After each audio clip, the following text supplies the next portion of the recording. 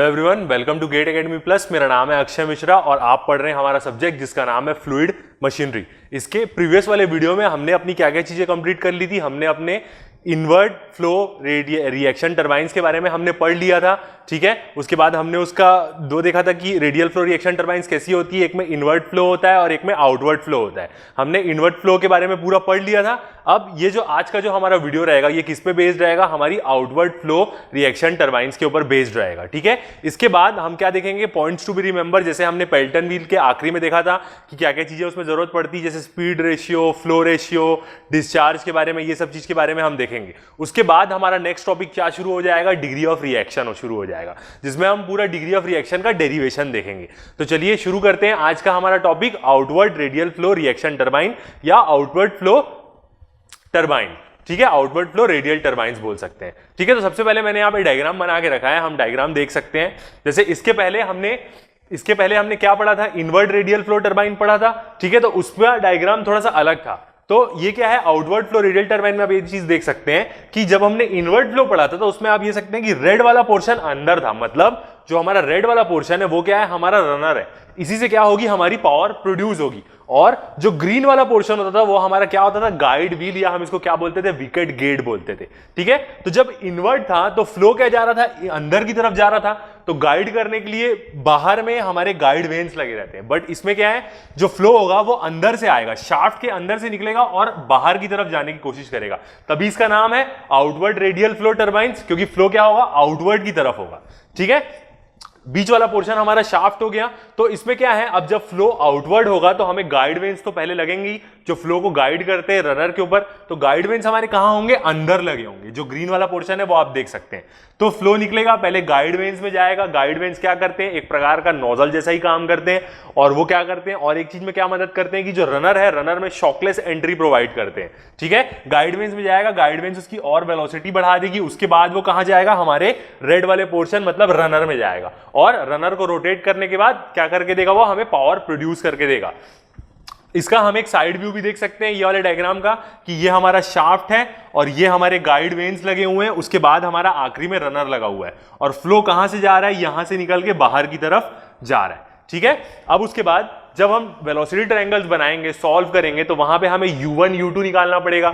u1 u2 क्या होती है, वेलोसिटी, टेंजेंशियल वेलोसिटी ब्लेड के इनलेट की और टेंजेंशियल वेलोसिटी ब्लेड के आउटलेट की। तो वो सब चीजों की जरूरत पड़ेगी, इसलिए हमें यहां पे d की जरूरत पड़ेगी, डायमीटर्स की। तो ये जो हमारा d है ये क्या होगा, हमारे इनलेट का डायमीटर, और d2 हमारा क्या होगा, आउटलेट का डायमीटर, ठीक है। तो अब हम यहां से देख सकते हैं कि जो हमारा d1 है वो छोटा है किससे, D2 के मुकाबले। तो हम ये भी चीज बोल सकते हैं कि यदि D1 छोटा है,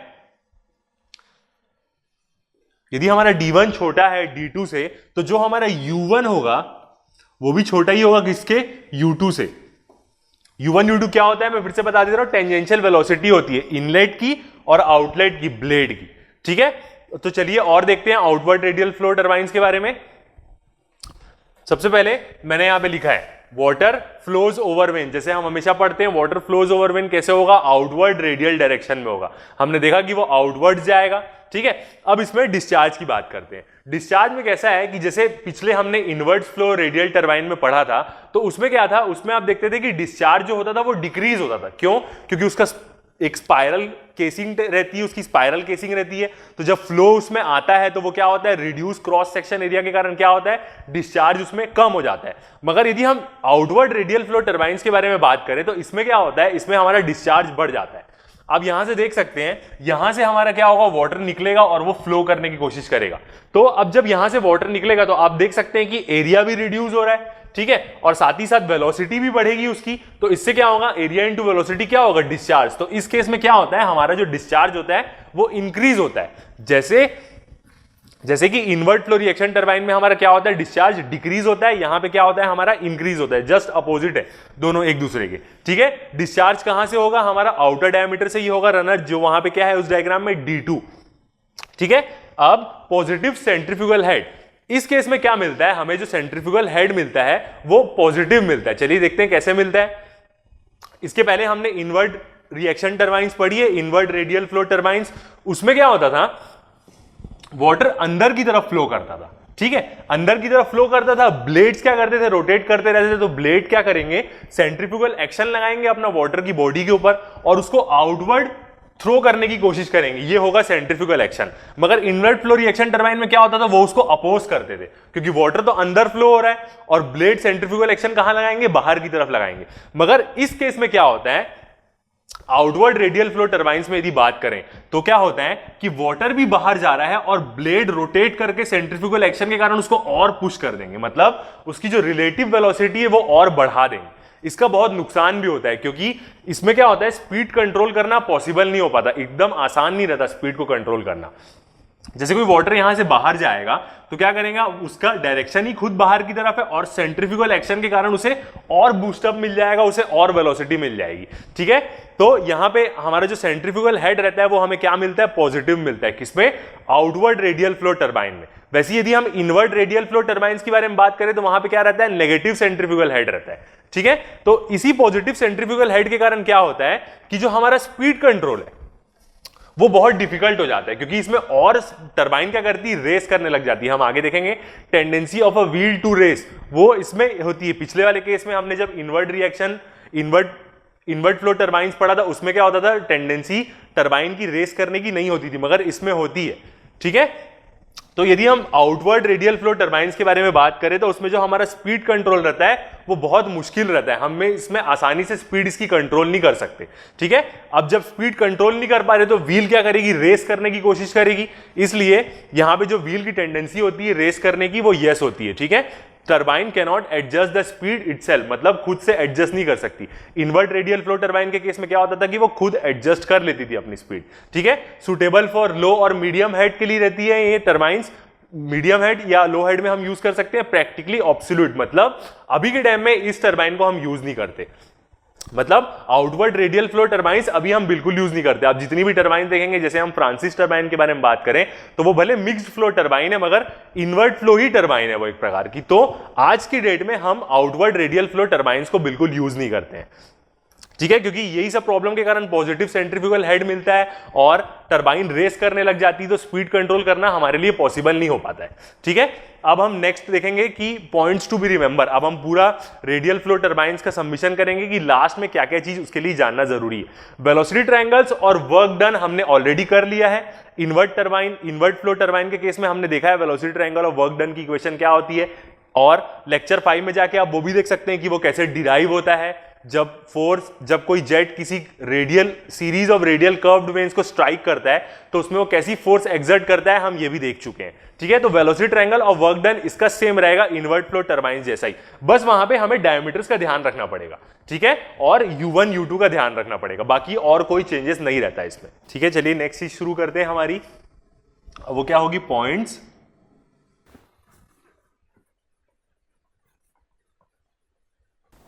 points to be remembered in radial flow reaction turbine. मैं यहां शॉर्ट में लिख दे रहा हूं।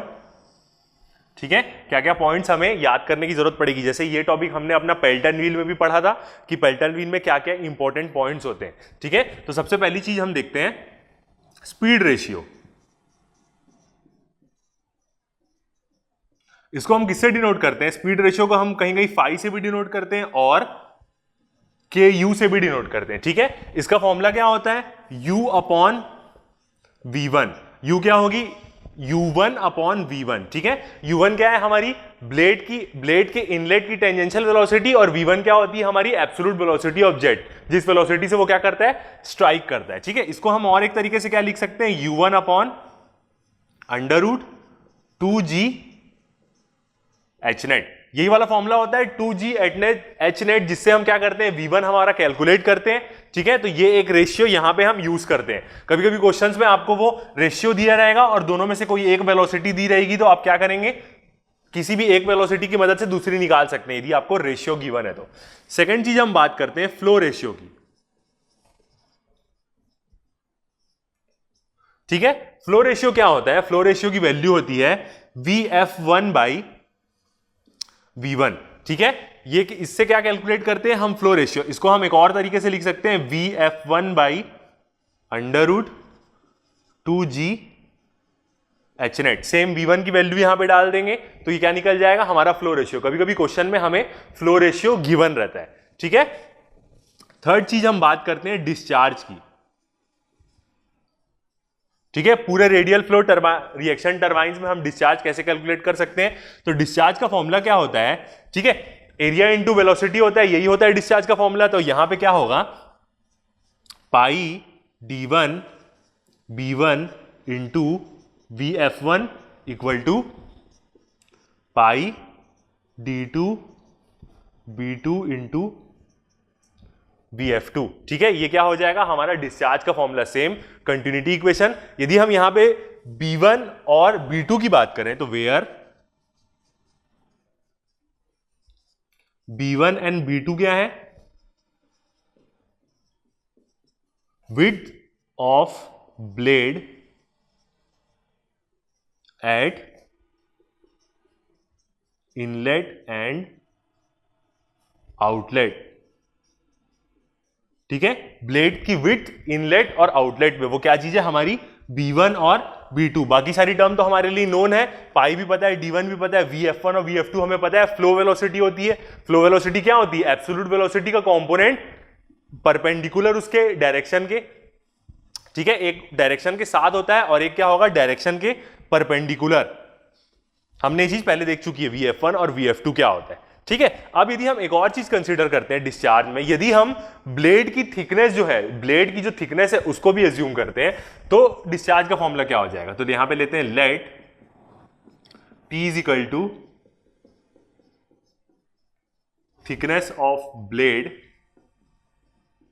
ठीक है। तो जो एरिया रहेगा जहां से फ्लो होगा, मतलब जो ये एरिया यदि हम माने, जो एरिया रहेगा जहां से फ्लो अपना टेक्स प्लेस होगा, उसका फॉर्मूला क्या हो जाएगा,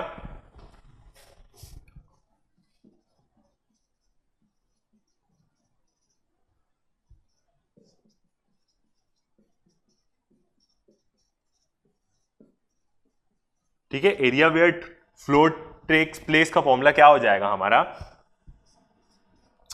पाई d1 minus n into t, ठीक है। ये क्या हो जाएगा, वो एरिया रहेगा जितने एरिया से क्या होगा हमारा फ्लो होगा, ठीक है। अब यदि हम यहां पे n की बात करें तो n हमारा क्या हो जाएगा, नंबर ऑफ वेन्स, ठीक है। कितनी वेन्स लगी है उसका नंबर हो जाएगा। तो यदि हम ये चीज को कोऑपरेट करें तो हमारा डिस्चार्ज का फॉर्मूला क्या हो जाएगा, Q is equal to pi d1 minus n into T b1 into VF1। Equate करके हम सेकेंड वाली टर्म को भी लिख सकते हैं, तो ये क्या हो जाएगा हमारा डिस्चार्ज का फॉर्मूला। यदि हम ब्लेड की थिकनेस कंसीडर करते हैं तो नंबर ऑफ ब्लेड्स भी हमको कंसीडर करना पड़ेगा, ये हो जाएगा हमारा पूरा डिस्चार्ज का फॉर्मूला, ठीक है। एक और चीज होगी, एक और पॉइंट इसमें याद रखने की जरूरत है, fourth point, head on the turbine,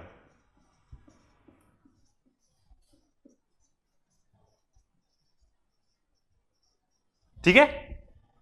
इसके पहले वाले केस में जब हम इंपल्स टरबाइन पढ़ते थे तो इंपल्स टरबाइन के केस में क्या होता था, हमारा जो H होता था उसकी वैल्यू क्या होती थी, V1 स्क्वायर बाई 2G, यही होती थी। क्यों, क्योंकि वो इंपल्स टरबाइन है, वहां पे क्या होता था, पूरा वेलोसिटी हेड होता था। मगर ये क्या है हमारी रेडियल फ्लो रिएक्शन टरबाइंस है। रिएक्शन टरबाइंस में हमने देखा है कि टरबाइन के इनलेट में कैसी एनर्जी होती है, प्रेशर एनर्जी भी होती है और काइनेटिक एनर्जी भी होती है। तो जब इस केस में हम जब हम रिएक्शन टरबाइंस के बारे में पढ़ेंगे और यहां पे जब हम हेड कैलकुलेट करेंगे तो H के फॉर्मूले में दो चीज कंसिडर होगी, P1 by rho g plus V1 square by 2G। ये दोनों चीजों को हम कंसीडर करेंगे। ये क्या हो जाएगा हमारा काइनेटिक हेड और ये क्या हो जाएगा हमारा प्रेशर हेड। ये दोनों चीज को हम लेंगे। यदि हम P1 के बारे में बात करें कि P1 क्या है, तो P1 क्या हो जाएगा हमारा इनलेट का प्रेशर, इनलेट का प्रेशर हमारा P1 हो जाएगा, ठीक है। तो ये चार पॉइंट्स आपको याद रखने की जरूरत है। इसी के साथ हमारी रेडियल फ्लो टरबाइंस कंप्लीट हो जाती है। अब इसके बाद हम अपना नेक्स्ट टॉपिक देखेंगे, डिग्री ऑफ रिएक्शन।